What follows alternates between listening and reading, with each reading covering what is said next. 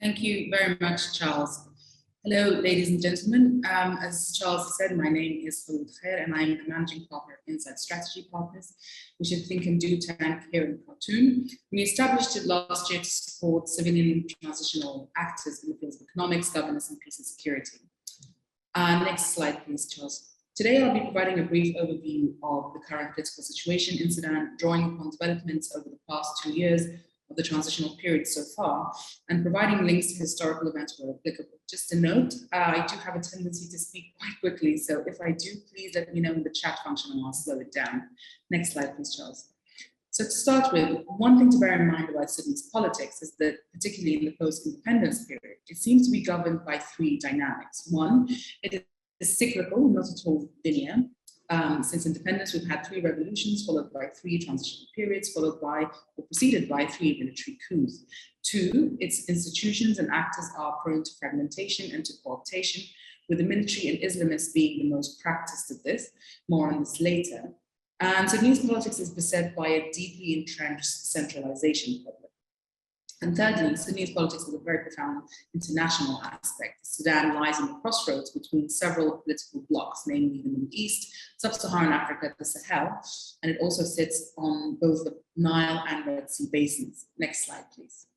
So today I'll be covering 4 areas related to the current Sudanese political situation, and these are the domestic politics, foreign relations, security acts and arrangements, and the economy. Next slide, please. In terms of domestic politics, let us start with the 2018 revolution. There are disagreements from civil society and Sudan observers about whether the 2018 revolution really constitutes a revolution, as though some political and economic changes have taken place. The way that capital is distributed across groups and classes has changed very little since the fall of Bashir's National Congress Party. For the sake of clarity and consistency, I will continue to refer to the events that led to the ouster of Omar Bashir as the 2018 revolution. Next slide, please.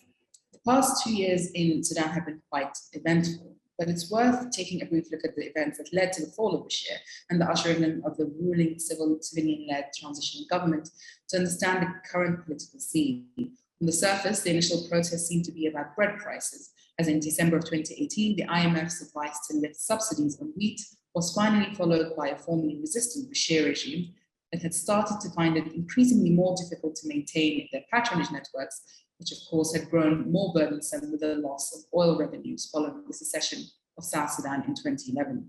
By that point, many lingering issues had contributed to a pressure cooker moment when in El Damazin, the capital of Blue Nile State, school children protested the price of sandwiches in the cafeteria after the partial lifting of the subsidies. Taken in isolation, this may not seem to be a significant trigger, but it has culminated from what was seen as several failures of the Bashir regime to support its patronage networks and to uphold its portion of the largely flawed social contract, wherein enough groups in the center were able to have some strategic needs met in return for observance of a strict interpretation of Islam. But to say that the Bashir government simply ran out of money would be to deny the crucial role of social mobilization. So by the 6th of April 2019, a day commemorating the 1985 revolution, a sit-in was organized by the Sudan Professional Association, a sort of labor union, as well as neighborhood resistance committees, which rallied crowds outside the headquarters of the armed forces in Khartoum. On the 11th of April, Bashir falls and is removed by the army to jubilation and some shock from the streets. We have to bear in mind that the vast majority of Sudan's population is under 30, and for them, they had no memory of a time when Omar Bashir and his cronies were not in power. One day later, on the 12th of April, the army institutes General Emir Auf, who was in power for less than a day. Sustained pressure and an entrenched resolve from the street has assured his downfall too. From then onwards, a committee of army generals named the Transitional Military Council, led by General Khan, takes over until a political settlement is reached a few months later in August. Now, this Transitional Military Council took credit for unseating Bashir, but by assuming credit, the military had also promised to safeguard the transition to civilian rule, something which is rather against their interests. And this contradiction and the protesters' lack of faith in the way that the army was instituting ever more army leaders into government meant that the sit-in continued throughout April and May, coinciding with the Islamic month of Ramadan. The armed forces within which were Islamists loyal to Bashir's regime, continued to cause consternation for pro-democracy protesters. The tension and lack of uncertainty resulted in what is, unfortunately, a go-to move for the Sudanese armed forces, an attack on civilians. So on the 3rd of June, a massacre took place, thought to be orchestrated by a handful of cross-military officials, where 130 people were killed, hundreds injured, and reported cases of rape, number 16, though are likely to be much higher. Though the legal investigations results are still not out and have been perpetually delayed, the case has already been tried in the court of public opinion, and the military in all its guises held accountable. After the political stalemate following the massacre and protests, and with no accountability for those responsible in sight, the Ethiopian Prime Minister Abiy Ahmed and the African Union, aware that an unstable Sudan could further destabilize the whole region, stepped in to mediate between civilians and military forces. And so on August 17, 2019, a power sharing agreement was signed, ushering in a new hybrid government for 39 months. The constitutional document of that same year, a sort of legal framework covering the transition period, lays out the key organs of the government, an executive branch made up of the cabinet led by Dr. Abdullah Hamdok, supported by the Forces for Freedom and Change as the political umbrella, the combined civilian military head of state in the Sovereign Council under the leadership of General Burhan for a period of 22 months, until handover to a civilian member in the Sovereign Council, and the legislative branch of a transitional assembly that is still pending, as well as judiciary, of course, which unfortunately still lags ahead. In addition, there are independent commissions, including the Peace Commission, Transitional Justice Commission, Anti-Corruption Commission, and others, which are also all still pending. In all, regime change was hard won, but transition to civilian rule remains elusive, and today, around halfway into the transition, we have tensions between civilian and military parts of the government, between the civilian government and the multi-factional FFC, and the armed groups turned political parties trying to fit in between the two camps. To be sure, the civilian government is expected to perform a Herculean task of getting Sudan in shape for elections in what is ultimately a short amount of time. These elections are now estimated to take place at the end of 2023 or beginning of 2024. And while much can be done, the balance between delivering fully and maintaining the balance of power with the military is difficult to maintain, especially with the persistence of the same issues that blight every transition in Sudan: petty infighting between political parties, obstruction from antagonistic political groups, and of course the spectre of further military rule hanging like a sword of Damocles over the head of the civilian government. Initially, there were progressive wins for the new government. The Ministry of Justice oversaw legal reforms, the most important of which are those around stripping the state security apparatus of powers to torture, criminalizing female genital mutilation, removing the death penalty for same-sex relations and for apostasy, as well as ending public flogging, where previously morality police were judge, jury, and executioner. Initially, one of the biggest political domestic successes was the initialing of the Juba Peace Agreement, which is the JPA, which brought together many of the rebel groups who were fighting Khartoum, some for almost 2 decades. This peace process is still ongoing, with 2 major holdouts from last year's process still negotiating with the government. The military, the Sudanese Armed Forces, and the Rapid Support Forces have been front and center of the negotiation process, hoping to control the agreement's dispensation on transitional justice and reparations. Despite the goodwill that the transitional government brought, the modality of the peace agreement has very much maintained the same, which is divvying up of the political and economic cake rather than addressing deep-seated grievances. And this has made some notable center-periphery dynamics come to the fore, particularly in the east of the country. The peace agreement also altered the terms of the constitutional document, namely that signatories who would come to hold political office during the transition could now, after all, run for elections at the end of the transitional period. It's for this reason that we currently see the fragmentation and competition between signatories of the deal continue.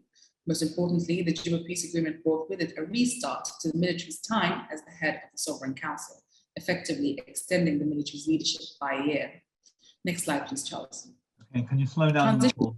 Can you slow down a little? No problem. Okay, one sec. Transition has also seen its fair share of challenges, of course, not least the shooting up of inflation over the past 2 years, compounded by the IMF-supported reforms, such as the unification of the currency, and we'll have more on that later. Sensing that the military was reaping many of the transition's rewards without sharing the burdens of compromise, by, for example, giving up control of its interests, including control of the around 600 state-owned enterprises. And without putting the requisite efforts into security sector reform, the Prime Minister Abdullah Hamdok launched an initiative in June of this year calling for the formation of parliament, fixing the economy, engendering peace, dismantling al-Bashir's regime, and reining in the fracturing of the FFC political umbrella. Over the past few weeks, the transition has come into one of its biggest crises. On the 21st of September, an ill-planned and ultimately failed coup signaled that the military may be trying to shore up its support ahead of a handover of the presidency of the Sovereign Council to civilians. The tightening of the case against the NCP military leaders at the ICC and the NCP patronage dismantling committees closing in on major NCP clients, some of whom are still in the military. Former rebel leaders Mini Minawi and Jibril Ibrahim, both signatories of the peace agreement, and also finance minister and governor general of Darfur respectively, have set up a breakaway faction of the umbrella FFC. This move was intended to give their motive legitimacy, but many in Sudan have seen through this rather transparent veil to discover that this new group was actually allied to the military, and did so in order to shore up their own support within the ranks of their erstwhile enemies, should Sudanese history repeat itself and a military coup prove successful. This last Saturday, protesters loyal to Minawi and Jibril called for a return to military rule, and some of these supporters even tried to storm the Council of Ministers during a meeting on Monday morning. It's important to note that while these protesters are smaller in number, and some of whom appear to have been paid to be there is a legitimate grievance that many have about the high cost of reforms, namely inflation and the lack of inclusivity in transitioning politics. However, the more meaningful way to get representation would be to institute the transitional parliament, so that 400 and not 40 people are able to make decisions during the transition. With many feeling like the revolution has been hijacked, there will be a protest tomorrow, 21st of October, and there are talks of reconciliation between the FFC and Minawi's groups, which may lead to a rapprochement between the two. In the meantime, Minawi's protesters are camped and look like they're not going anywhere. It remains to be seen whether this will lead to fights on the street between the two sets of protesters or remain peaceful as the 2018 protests were. What seems increasingly clear is that removing the Prime Minister, as the military and breakaway FFC faction want, will meet with strong resistance from the streets and condemnation from Western countries. Next slide, please, Charles. So what is the role of foreign actors? First thing to note is that there are many such actors and they all want different things under a common objective of influence over this geostrategic area and or access to its many resources. Since 2019, Sudan has been at great pains to demonstrate that it is once more returning into the international fold. And at the end of last year, the government negotiated a quid pro quo with the outgoing Trump administration to pay a whopping $330 million to families of victims of the attack on the Twin Towers, and also signed the Abraham Accords to normalize relations with Israel in exchange for Sudan coming off a debilitating state sponsor of terror list. Sudan had also come off the sanctions list nominally in October 2017. The US is also a member of the Friends of Sudan group alongside the UK, Germany, France, Norway, Saudi Arabia, Sweden, the UAE, Egypt, Ethiopia, the EU, and the UN. And this group has aimed to act as a coordinating body to support the civilian-led transition, chiefly through funding. A June 2020 meeting of Friends of Sudan in Berlin raised almost $2 billion for Sudan, but since then support has mostly been political. In response to an early trip of Prime Minister Hamdok to Paris, French President Emmanuel Macron hosted an investment conference for Sudan in May of this year. It was the first such event for Sudan and was aimed at introducing French investors to the Sudanese markets. Investments have not yet poured in, but that could also be linked to the COVID-induced recession. Closer to home, former Bashir allies Qatar and Turkey, which have invested millions into Sudan, had suddenly found themselves out in the cold after Bashir's fall. But over the past few years, they have continued their attempts to find inroads through key contacts to continue to grow their influence in Sudan. During the period of Qatar's pariah status within the GCC, the influence of Saudi Arabia in the UAE grew exponentially, not least because under Trump, the US had effectively outsourced its foreign policy in Sudan to these countries alongside Egypt. Of the three, none are particularly interested in seeing democratic change in Sudan.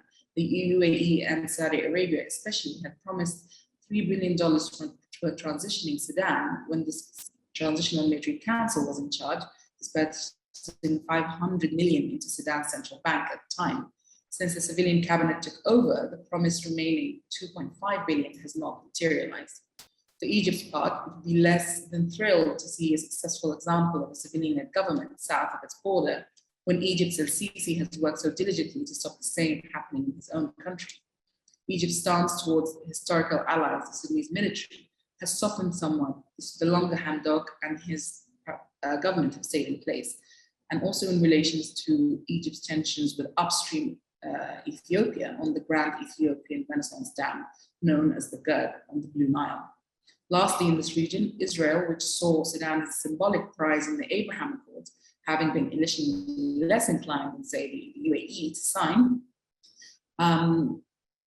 was a coup for the military, but also for the civilians who had belatedly acquiesced to signing. Sudan, of course, was the site of the Three No's Arab League conference in 1967, which called for no peace with Israel, no to recognition of Israel, and no to negotiations with Israel. This has not been a popular move, but in the end, the final confirmation of the normalization with Israel will take place through the parliament, which has yet to be formed. On the African continent, the African Union has been a key actor during the transitional period. Following the massacre on June 3rd mentioned earlier, the AU temporarily suspended Sudan's membership until Sudan's civilian-led government took over.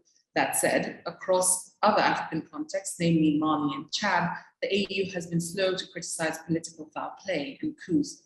Nevertheless, the AU remains an important part of Sudan's transition. The Intergovernmental Agency on Development, or IGAD, is perhaps less influential because the regional bloc has little internal logic and instead becomes an instrument of whichever country temporarily heads it. Currently, that country is Sudan itself, and the impotence of IGAD as an independent body was recently shown when Prime Minister Hamdok, who has been in disagreement with Ethiopian Prime Minister Abiy Ahmed on the GERD, as well as a disputed territory known as Feshaga, offered to mediate between Abiy and his own internal conflict. This offer was swiftly rejected. At this point, it's worth noting that even though the Ministry of Foreign Affairs falls under the civilian cabinet, foreign affairs are more often than not decided by the military, particularly General Burhan, and acted upon unilaterally or with the minister notified close to or after the fact. This has become no clearer than during the Al-Fashiga crisis between Sudan and Ethiopia, and in Sudan's dealings with Israel, both before and after normalization. Even within the framework of military-led foreign policy, there's disagreement about which direction to take. For example, Russia has been pressing Khartoum for a naval base on its Red Sea coast, which would be only Russia's second naval base outside its own region. Bashir had nominally agreed to the naval base in Sochi in 2017. In return, it said for military gear, Antonov aircrafts and such, and high-tech material. With Bashir no longer around to honor that agreement, Russia has been pursuing connections with General Hemeti, leader of the feared Rapid Support Forces, or the Janjaweed, as they became known in international media during the height of the Darfur conflict in the early aughts. China's role in Sudan has been dwindling since the secession of South Sudan following a referendum in 2011. When 75% of the oil went, so did the majority of Chinese interests. That said, China still has some economic interest in Sudan linked to mineral and agricultural interests and has remained, like China, a steadfast supporter of the Sudanese military, first under Bashir, now under Burhan at the Security Council. Next slide, please, Charles. The security sector, which had flourished under the Bashir era, has undergone several changes since the 2018 revolution. Firstly, there has been a proliferation of armed actors coming into the capital with the signing of the Juba Peace Agreement. Secondly, and relatedly, there have been parts of the country that did have a higher presence of, for example, the RSF, under Hemeti, that have seen the withdrawal of these troops and the creation of vacuums, such as West Darfur, which has also seen violent conflict that displaced tens of thousands earlier this year. Thirdly, there has been an uptick in recruitment ahead of a United Nations-led disarmament, demobilization, and integration program for combatants, where each would receive funds for giving up their arms, as well as recruitment in order to shore up support during any uncertainty during the transition period. At the heart of These myriad armed groups lie the official armed groups, the Sudan Armed Forces under the command of General Burhan on the left there, and the RSF under General Hemeti on the right. As chair and deputy chair of the Sovereign Council, they have by far the most power and are integral actors in Bashir's violent campaign in Darfur. And so they have by far the most to lose from the transitional justice or international criminal court trial process. As such, they are some of the biggest threats to full civilian government. Within both SAF and the RSF, there have been significant indications of rifts and factions, most notably in SAF between those loyal to the three Sovereign Council members, Burhan, Kabashi, and Yasser Atta. Hemeti too has had to contend with divisions within his ranks led by his uncle, whose leadership he usurped in 2013. Since then, Hemeti has managed to quell the internal rebellions. His relationship with Burhan remains strained as they ultimately have competing interests and ambitions, even if their mutual fear of transitional justice processes keeps them in cahoots, as is currently the case. Next slide, please, Charles. The most significant domestic military threats for both Burhan and Hemeti are the two holdouts of the Juba peace agreement process, Abdelwahid Noor and Abdelaziz al-Hilo. In many ways, the Juba peace agreement was an agreement of the militarily weak, with Abdelaziz al-Hilo and Abdelwahid in particular commanding troops sizes that rival Hemeti's 70,000. Security sector reform is vital to reducing the domination of armed groups in Sudan's political landscape. The biggest issue with instituting SSR at the moment is that no one has an idea of what this could entail. Certainly, a combined official force under one command and control structure would be the most favorable model for the civilians, but it's unlikely that smaller rebel groups would want their troops cannibalized by the forces they will support, particularly when there are precious few guarantees for them or their constituencies. In an effort to show a rehabilitated image, SAF have most exclusively, by the way, fought wars in their own country, and the RSF have been tainted by first their war crimes in Darfur, and then their work as mercenaries for hire, usually by the UAE and others in Yemen and Libya. Both SAF and the RSF have signed up to be part of a domestic protection of civilians force to replace the outgoing UN peacekeeping force. Anyone who has even a cursory knowledge of the Darfur conflict can immediately tell this is less than a well thought out idea. Indeed, when internally displaced people and conflict-affected people heard that UNIMIT was withdrawing, they protested and camped out for days and even months. However, this move by SAF and the RSF has been just one of a few intended to carve out a space for military actors in an increasingly civilianizing Sudan. The aforementioned Al-Fashiga crisis is another such instance where Burhan's commandeering of the response was intended to prove that SAF had an unimpeachable role in national security against foreign threats, in that particular case, Ethiopia. Current well-timed raids against terror cells, which SAF had known about all along, given that the Bashir regime had an open door policy to most groups designated as terrorists by various countries, are another such example. The recent splits in the civilian government and its political umbrella are similarly a vehicle with which Burhan in particular is using to embed a role for himself in future dispensations, whether outside or inside the framework laid out in the constitutional document. Of course, the permanent spectre of a military coup could have several manifestations: an out-and-out military coup, the replacement of the prime minister with someone who's a military ally, civil unrest and violence that opens the door for the military to come in under the pretense of security, and other scenarios. Not usually one for casting predictions, but likely scenarios are that of violent conflict at the center is something that, i.e. Khartoum, is something that most groups can no longer seek. The reason for this is that historically, all coups in Sudan have been bloodless, and that despite their proliferation of armed actors, the two biggest ones hold the biggest control of the economy and would not risk forfeiting gains, such as the lifting of sanctions and rescission from the state sponsor of terror list and the prospect of investments. And thirdly, that one thing the transition has taught ambitious political actors is that violence long tolerated in the peripheries find less tolerance in the capital, as observed by the continuous pressure on the military for accountability for the June 3rd massacre. Next slide, please, Charles. So why is Sudan's economy so dominated by the military? Well, to begin with, Sudan's economies were very localized. The colonial project, first by the Ottomans and then by the British, worked to centralize it in order to control it. Fast forward to the late 1970s, and the Islamists first gained political power, and that highly centralized economy was ripe for the picking. The NCP regime under Bashir was not only a political project, which had at its heart observance to a particularly strict version of Islam, it was also a financial project that the Islamists had dubbed the Empowerment Project. This means that as years went on, during the Bashir regime and on the eve of the oil boom in the late 1990s, Bashir had to choose between the religious and the financial project. He chose the latter. Strict rules about consumption, music and alcohol and such, and trading habits, accessing dollars and foreign markets, were relaxed in favor of market-led economics. This helped to maintain and expand the NCP's patronage networks around the country, as well as fuel rebellions in the peripheries, as those regions once again came into contact with the rapacious center. The actors who have gained most from their political power, such as Hemeti and Burhan, do so because they were part of the NCP patronage network and maintained their power through, in Burhan's case, control of the vast military-industrial complex, and in Hemeti's case, control over gold mining. Understanding how deep these patronage networks run was the basis of the transitional period's earliest institutions, the Empowerment Dismantling Committee, whose work it is to identify and appropriate, and in most cases reappropriate, state funds taken by the NCP and their allies and put it back into public hands. This is causing some significant threat to military actors who were part and parcel of the NCP financial project.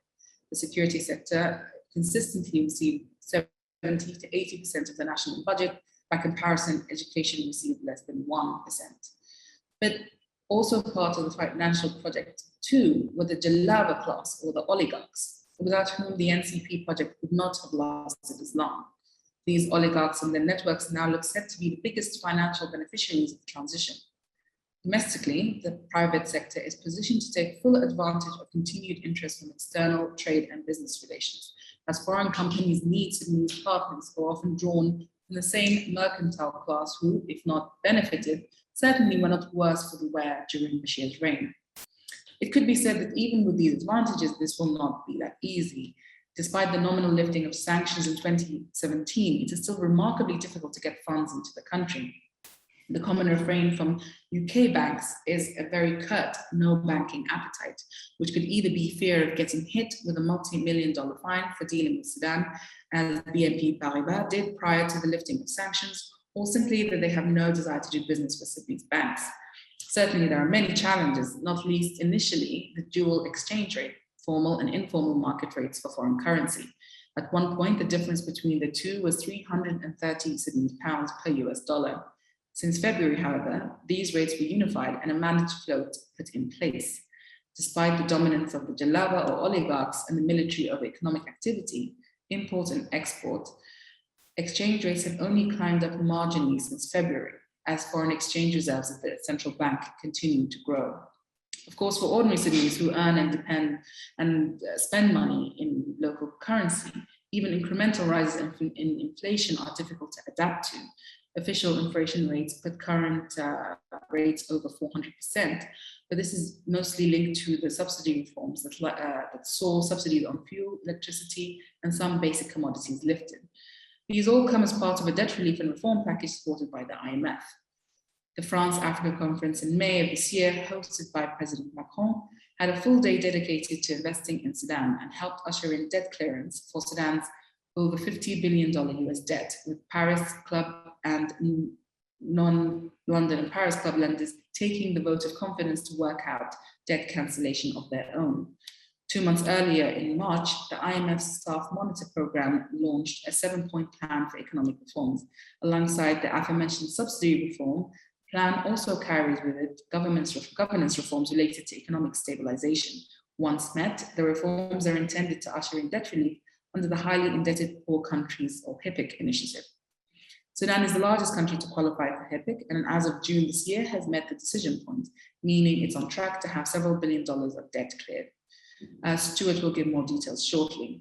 The World Bank has also put Sudan on a path to clear its debts with the institution's lenders and has committed $2.1 billion of international development assistance funding, which will go straight into state building projects across health, infrastructure, irrigation and agriculture, and other sectors led by ministerial partners. Sudan has aimed to leverage this goodwill from international partners around its debt to change perceptions around investing in Sudan. And in the run-up to the Paris conference in May, the government outlined a 5-sector plan to attract investment. These sectors are energy, especially renewables like solar, mining, particularly but not limited to gold, agriculture, due to Sudan having 10% of the world's arable land and 90% of the world's gum Arabic, livestock, and infrastructure. The IMF, in collaboration with the Ministry of Finance and Economic Planning, has also made some projections on Sudan's economic growth and debt burden over the next 5 years. The projections paint an optimistic picture of Sudan's economic growth, with growth rates of 4.4% by 2026. This is nevertheless not coup-proof. It also requires creating an enabling environment for investments through passing the investment laws currently in draft, establishing the Anti-Corruption Commission, currently pending, opening up non-Islamic banking more widely, and investing in infrastructural projects and its youth. Sudan remains geopolitically important and resource-rich, and the revolution has diminished the previous trade-off of dealing with a murderous regime. From a domestic standpoint, it's essential that the momentum of the revolution is captured or recaptured as often as possible, or Sudan may fall prey to further elite capture and continue to be seen as a resource and labor reserve rather than an investment partner. The fact remains, though, that until Sudan takes stock of its potential and plans for it sufficiently, it will always be beholden to external interests. As poverty rates have risen of late, it's important to remember that Sudan is not poor. It has been consistently poorly managed. Sudan has a demographic dividend. Much of its population is under 30. It is resource rich.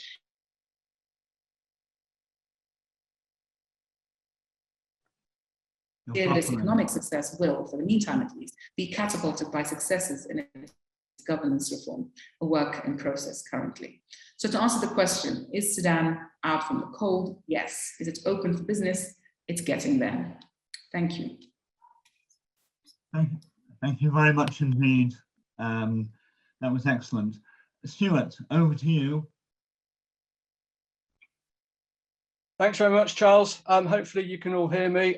Thank you to Alaco and to Manas for inviting me to speak here today. Thank you, Charles, and thank you, Kholood, for your excellent presentation. If you don't mind, I think I'll keep my camera off just to help the bandwidth and hopefully improve the sound quality. I'm going to speak a little bit about the economy now, after we've heard the previous comments about the political insecurity and domestic situation.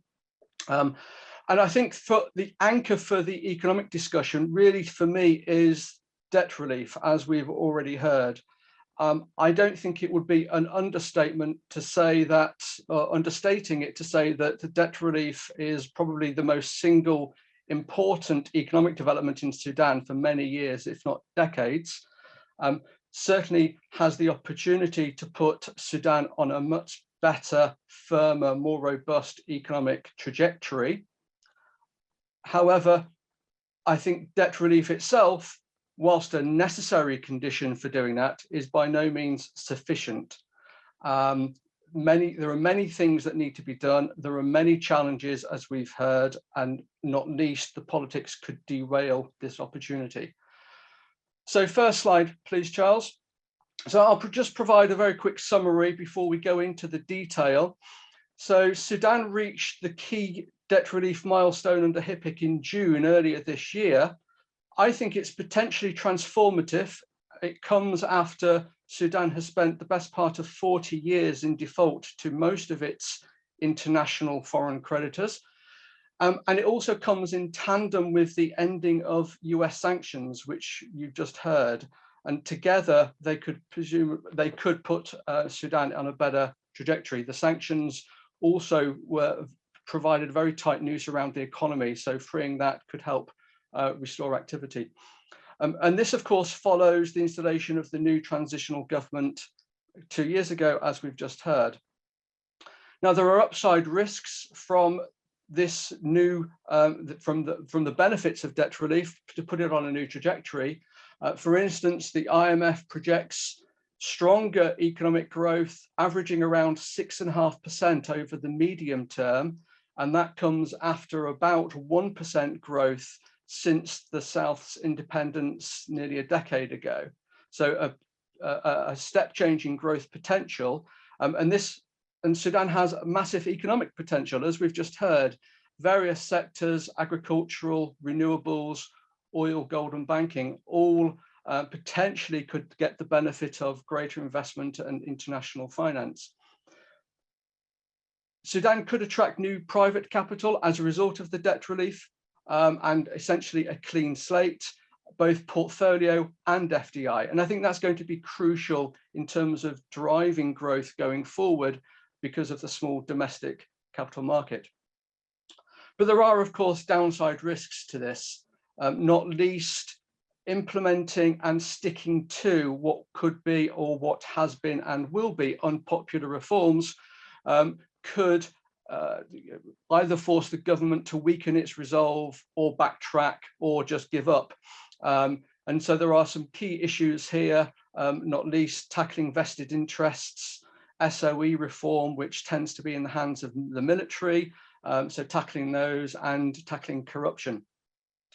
We've heard about the political and regional tensions, so I won't dwell on those, but one upshot of that is the blockade of Port Sudan will have an economic impact, and we could see a more immediate deterioration as a result of that. Next slide, please. So in terms of the HIPC debt relief, let me give some context for that. So why HIPC? So this is the heavily indebted poor country debt relief initiative that has been around since the mid-90s. Sudan was ring-fenced under that initiative because it suffered from very high and unsustainable debt, but it's only now managed to meet the conditions for getting that debt relief. So it's taken it the best part of 25 years to get this far. So it has high debt and unsustainable. Public debt is nearly over 200% of GDP today, and prior to 2019, it was around 100% consistently. So it looks a high figure there, but the actual credit metrics for HIPC, the relevant debt ratios are debt to exports, and on that measure, debt to exports in Sudan were over 1,000% until recently, and that is nearly 7 times the ideal threshold for a country like Sudan. So it suffered from high and persistently unsustainable debts for some time. The other aspect of this is that Sudan has been in arrears to most of its creditors for also most of this period. Over 90% of its debt has been in arrears, so its debt has been unsustainable. Sudan reached HIPC decision point, the first part of the HIPC debt reduction process, in June earlier of this year. That's a key milestone, and it provides interim relief, debt service relief, until the final stock reduction is given at some point in the future, if and when Sudan reaches HIPC completion point. HIPC will deliver sizable debt forgiveness to Sudan. The numbers are something like 92% debt reduction in NPV terms across all creditors. To put that in context in dollar terms, that is over $50 billion worth of debt relief, according to the IMF and the World Bank. Now, this is a little bit higher than I think we were expecting, but that's the figure that has been decided. Next slide, please. Here is a timeline of key events. I'm not going to dwell on it, but you can look at it later. But I think the 3 points to note here are the following. Firstly, you can see after 25 years of waiting to get debt relief, how quickly things have moved this year. And I think that reflects both the domestic willingness and commitment of the transitional government, and also the international support and goodwill to help Sudan. It also follows, I think Kholood mentioned this in her presentation, at the end of last year, the US delisting Sudan from its state sponsor of terrorism list. That was really the thing that unlocked the debt relief track to get to where we are now. And going forward, as I say, this is a process, and ultimately it will lead to HIPC completion point probably in around the middle of June 2024. And of course, we may have elections in between that period. Next slide, please. So what next? The debt relief has been agreed. What now happens? So I think there are two things here to mention. Firstly is the implementation of debt relief. We saw the Paris Club agree their part of debt relief in July of this year, writing off 60% of their debt and essentially agreeing to cancel the remaining at some point in the future. What now needs to happen is Sudan to seek comparable debt relief treatment from other creditor groups, the most important of which are the non-Paris Club bilateral creditors, and the biggest ones are typically in the Middle East of the GCC region. Non-Paris Club bilateral creditors hold about 40% of the total foreign external debt. It's a similar share to the Paris Club, in fact, and that makes Sudan a little bit unusual in terms of precedent. And so it needs to seek debt relief from those countries too. And that needs to, I think, has begun or started at least. It also needs to seek comparable debt treatment from its commercial creditors. Sudan, as a HIPC country, is not unusual in having very old commercial debt from Western bank lending from many, many years ago. And that also needs to be treated. So commercial debt, including the London Club loan holders. Next slide, please. So I mentioned the commercial debt. So why does resolving the commercial debt matter?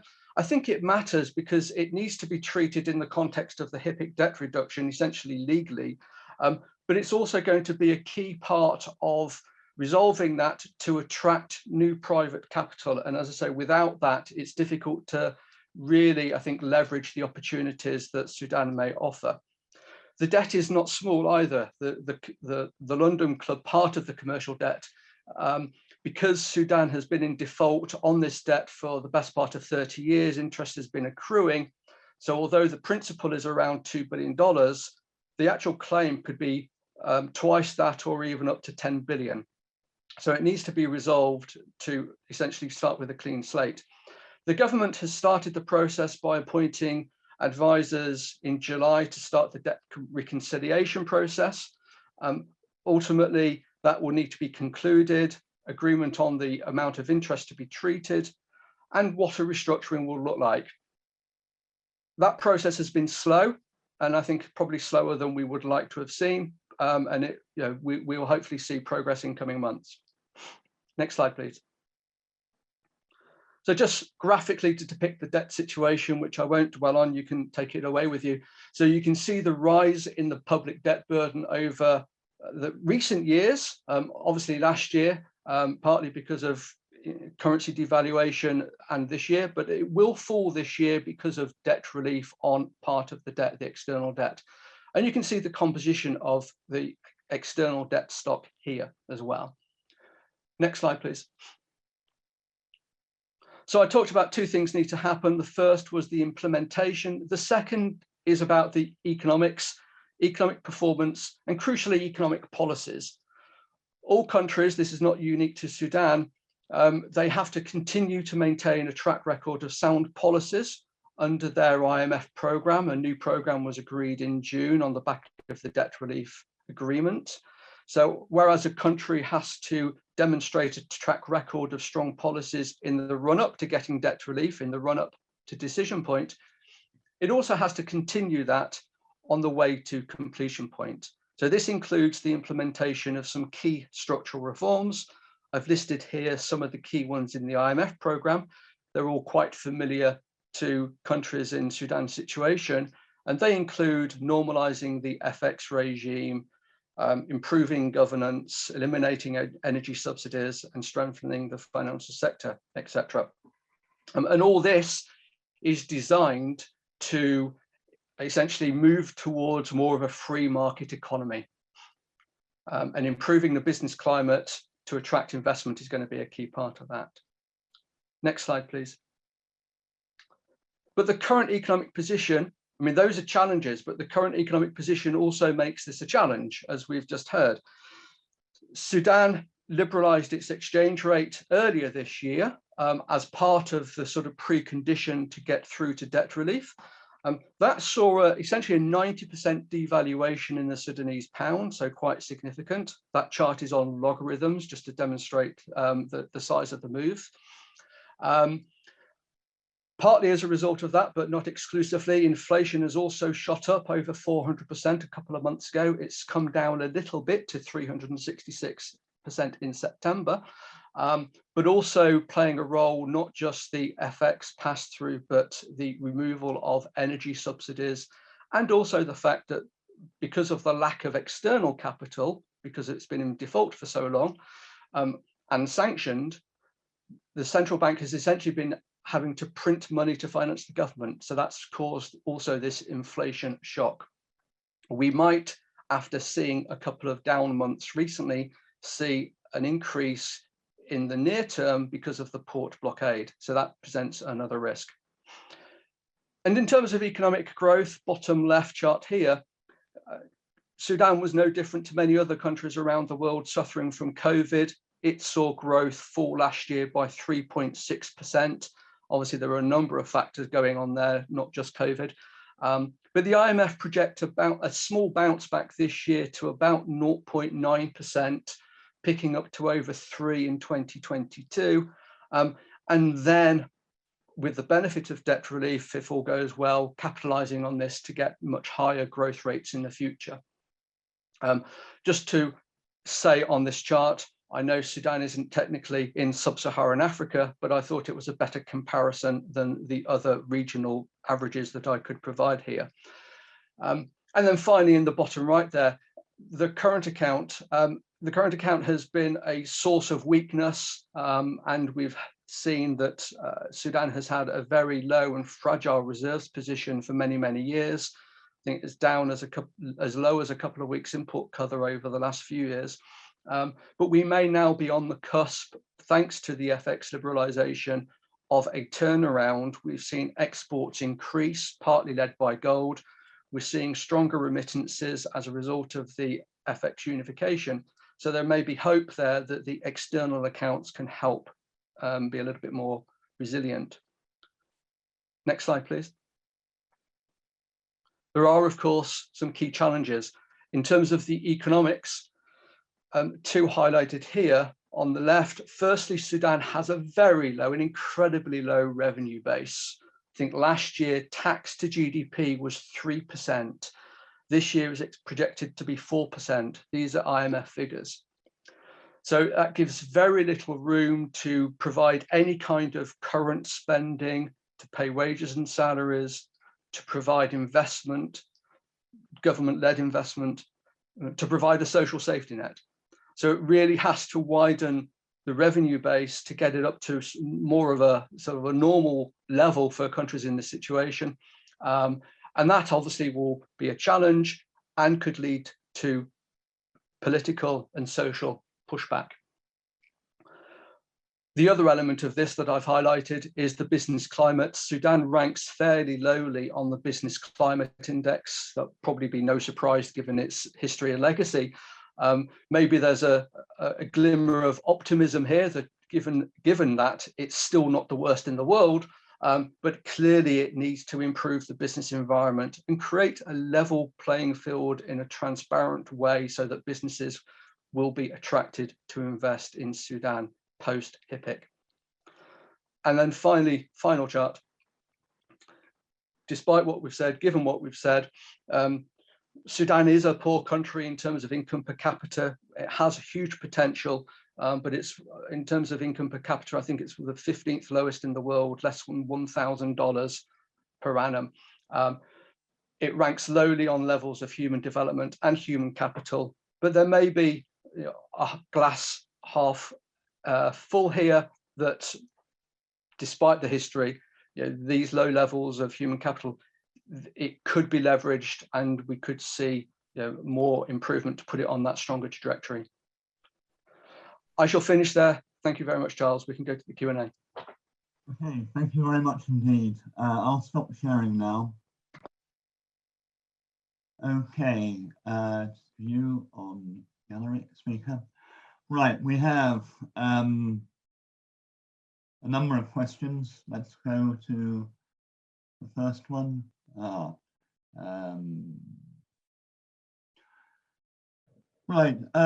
Kholood, coup attempts, Islamists, civilian rebuttal, facts from your presentation. Does this describe a country that's ready for business? I am consulting companies from Switzerland.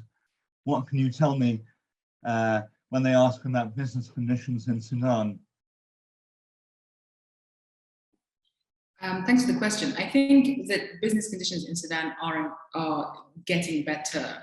Obviously, they move sort of in the same trajectory as the political situation, which is also, despite the current flux that we're in, also on a reasonably upward trajectory. As I said, Sudanese politics and history is quite cyclical, but what we have this time around that we didn't have before is a lot more grassroots mobilization. And so what we see is different components of the revolutionary forces, such as the Sudan Professional Association, such as the neighborhood resistance committees, and they've really sort of maintained the momentum of the ethos of the 2018 revolution, much more than we've seen in other transitionary periods after 1964, after 1985. So even though there is this idea of path dependency that Sudan is on, and certainly many political actors are banking on that, there is definitely a lot of pushback from the streets in terms of taking us back to military dictatorship. And one reason for that is the influence of globalization or social media, because what we didn't have before in the 60s and 80s was this idea that you could be, you could have a life like other people. And Sudan, certainly having spent 30 years under sanctions, a young, dynamic population that very much feels like it's been sort of left out in the cold and left behind from the gains of whatever modernization projects are going on around the world. And so there's a lot more at stake here than just, not just, but then the usual, civil liberties, etc. People's jobs, people's mobility, people's sort of sense of self and sense of sort of global citizenry is also at stake. And these kind of ideals have much more superseded the sort of more pedestrian, if you will, concerns around bread prices and such. And so I think we're seeing a lot more of a dynamic political space, which is probably why, business hates uncertainty. But I think looking at it from a political perspective, it seems like this is sort of the necessary machinations, if you will, that need to happen in order for a more inclusive and more stable political climate to be fostered. And that, of course, will allow more interest from the business sector. So even though it's a difficult thing to say, I would probably say the business sector needs to watch this carefully. It also needs to be patient, but it also needs to look at sort of where the gains are, rather than this quite dystopic sort of dystopian picture at the moment. Fine. Stuart, why do you think GDP will increase from -3 to +7 in 4 years? Shall I take that one? Yeah, please. So just to be clear, this is not my forecast. This is the IMF projections in their program. I think it partly reflects the fact that under the baseline with the policies that they have, you're seeing a normalization from the imbalances in the past. And also in terms of debt relief, the IMF have to believe that their baseline is going to be the one that happens, and that is going to help promulgate growth. The other thing is that I think it's also, they've looked at how post-HIPIC countries have performed and sort of benchmarked it against that performance. So it sounds optimistic, but you've seen other HIPIC countries also enjoy strong growth afterwards. Clearly, there are others that have underperformed too, and that's the balance that has to be decided. But I think it's maybe it looks optimistic to us sitting here, but if you believe that the government will be able to deliver the policies, then that seems achievable. Remember, this country has been starved of foreign capital for 30 odd years. And therefore, it might not take much to begin to move the dial. Okay, fine. We've got about 3 or 4 questions, so we'll keep them quite brief if we may. Kholood, what actions will the military council and the transitional government doing to assessing to attract foreign investment? Well, as I said, there is the initial sort of document, I think it was, that was shown at the Paris conference in May, and that outlined the three sectors of mining, agriculture, infrastructure, and others. And the thing is, there's a sequencing issue here, right? Which do you have first? Do you have the political stability or do you have the investment? I think that's sort of a facile setup. I think you can have them concurrently. What this government has is that it has brought in a lot of sort of technical savvy from either the diaspora or from You're buffering. But also elsewhere. And so what we're seeing is that there is a much more concerted effort to build these things concurrently as political agreements are being made. And as political contestations are being sort of hashed out. So it's not a lot of its resources and a lot of its interest, but it is for the space to see this through. Okay. Can you turn your video off? At the moment you're buffering a bit. But if you keep the sound on, how severe is the current situation in Port Sudan? How long do you expect the blockade to last? And what impact will that have on prices and inflation? Kholood? Well, the crisis in the East is down to one of the main leaders or Nazirs in the East feeling like he was not included in the Juba peace agreement process. Now, he's absolutely right in that he was not included in the process. However, the way that he has sort of come out to show his displeasure has been marked by his allegiance to the military component of the government, meaning that he's emboldened to close the port, to stop his workers who belong to his fiefdom, if you will, from offloading things in the port, etc. What has happened since in the last week is that we've seen a massive turnaround from this traditional leader, in that he has now opened, well, initially he opened up oil exports capabilities by letting petroleum go through, particularly because this affects South Sudan. And he has also now let in wheat, which was one of the major issues, because there's already a propensity towards food insecurity in the East. What we are seeing with his engagement with different actors, not just from the government, but also within the international community, most notably the UN mission, political mission currently operating in Sudan, is that he is slowly opening up the port over the next few weeks or so. Obviously, his grievances mean that at any other point in the future, he could once again close the port. But I think the key is here that including him in the political equations will lessen his propensity to act out. And that is something that we are now seeing a lot more positive feedback. Right. Are there politically exposed banks that can be impacted by regime change? For example, due to anti-corruption or the Bashir regime being dismantled? Kholood?